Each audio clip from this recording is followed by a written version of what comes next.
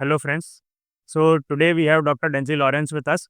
Very big thank you first of all to the Dental Spotlight and the entire team behind it, Dental Cart and MediStudyGo. So those who do not know already, Dr. Denzy is an associate professor in public health dentistry at McCords. So can you tell us something about yourself first?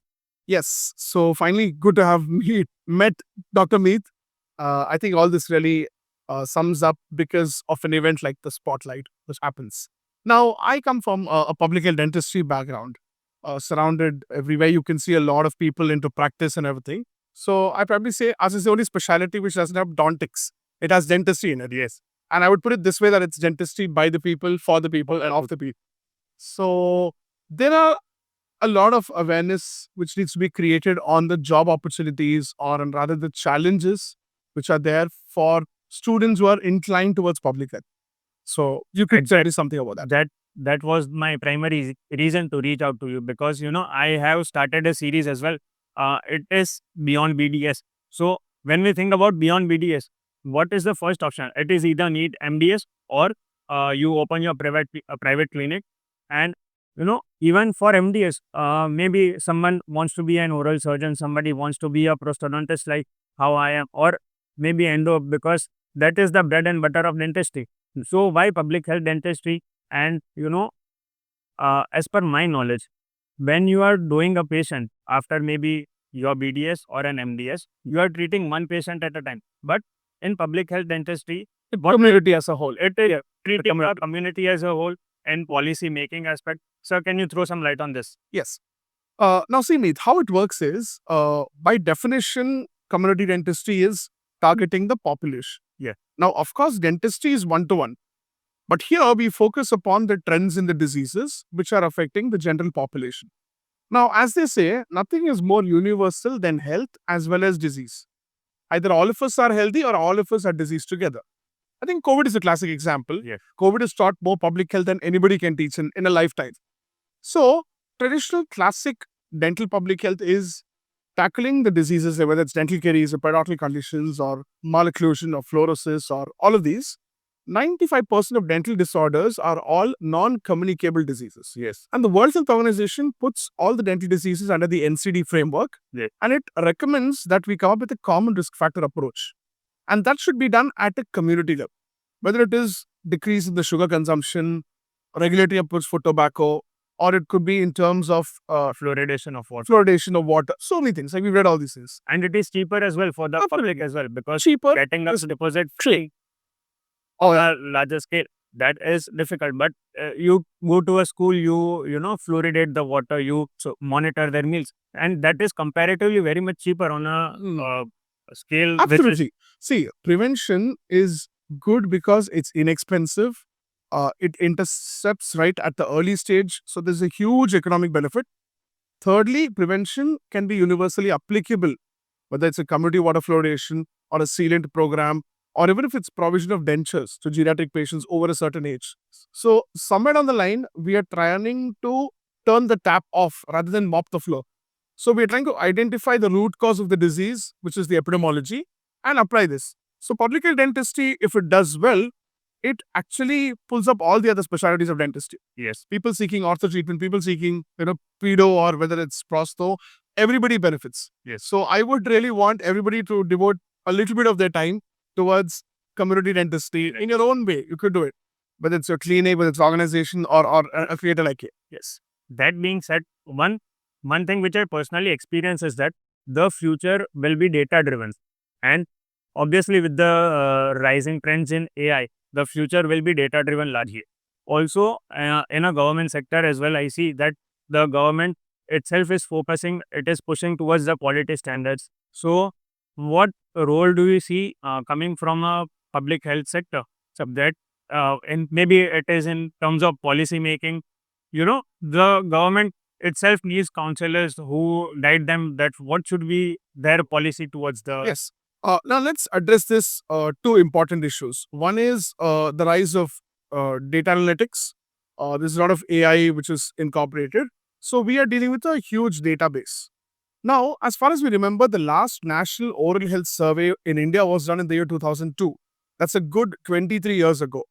So to start with, we need to have data. And that data today, as they say, is everything.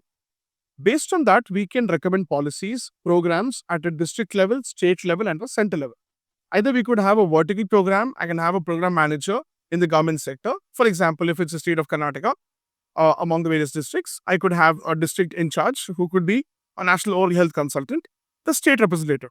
Like this, there's a lot of responsibility and jobs which could be opened up at multiple levels in the government sector. Either it could be tackling a disease like fluorosis, or it could be oral cancer, or it could be caries or periodontal disease or anything of that sort. So there needs to be incorporation of the government sector because here we're talking about public. Yeah. And as they say, दबंग के dialogue है ना वो कि थप्पड़ से डरने लगता है सब प्यार से लगता है हमें तो प्यार से नहीं हमें से पब्लिक से डर लगता है क्योंकि अगर पब्लिक गुस्सा हो गई ना फिर तो भगा के मारेगी और यहाँ पे तो हम लोग डेंटिस्ट्री लेके जा रहे हैं पब्लिक के पास यस तो ये वाले चीज बहुत जिम्मेदारी से आता है तो ये सब कर सकते हैं yes And one message if you would like to give to students, because students, even if they think when non-clinical aspects or non-clinical jobs after dentistry, they think about MBA in healthcare, they think about other such things, but um, PA community dentistry, as we all know, it is not sought after much, but I guess a resident, a person or dentist who does his residency in community dentistry, many job opportunities to be opened up for him or her. This issue I'd like to address.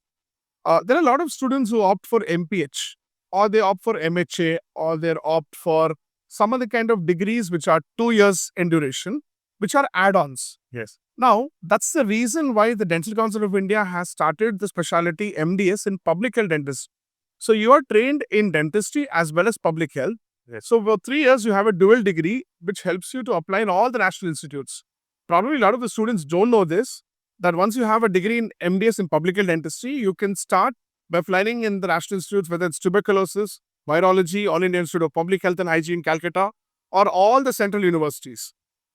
And at the amazing part here is you get to take dentistry everywhere. Yes. See, अपना dentistry non-clinical है ही नहीं, पूरा dentistry clinic ये ना medical वालों के साथ हमारा मेजर डिफरेंसेस है क्योंकि हम लोग जो बेसिक लेवल BDS 7 में जो सिखाते हैं ना we do all the treatments at a basic level from third year के बाद हाँ फ्रॉम थर्ड ईयर इटसेल्फ उसके बाद आप चूज करते हो कि आपको क्या स्पेशलाइज करना इसीलिए हमारा degree we have fought a lot to make it into preventive and communities to public health dentistry yes and if you look globally in fact the maximum number of credit hours are for community service. So I think it's a responsibility for everybody to work in their own capacities. And like I say, lot of opportunities and scope is there in the specialty. It's just that it's our ignorance. We don't know. Yes. It's different from the other 8 departments. Ignorance as well. One thing I would like to share as well. Most of the students who are opting for, maybe USA or Canada, they first opt for MPH. MPH. Because it is easier to get it there, the visa. Like a gate pass for them to wear different gates.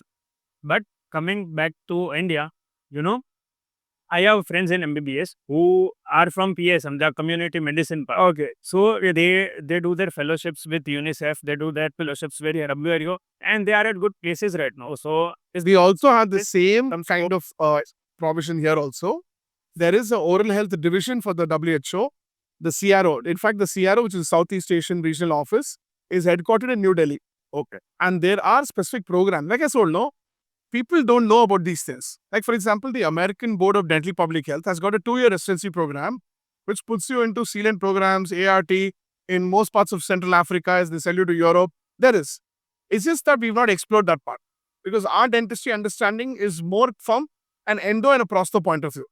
You can't blame that because we've evolved it like that. We are taught about the bread and butter and fill and chill. But that was my motive behind inviting you to this podcast, to share some light and guide students, budding dentists who are confused that, what after BDS. Yeah. So if you are thinking about joining MDS and, your all India ranks are somewhat here and there, think about public health dentistry as an option, and sir will be very happy to guide you as well. Absolutely, man. Thank you. Thank you so much for this opportunity, and thank you. See you guys. Let me know if you need help from our side. Bye.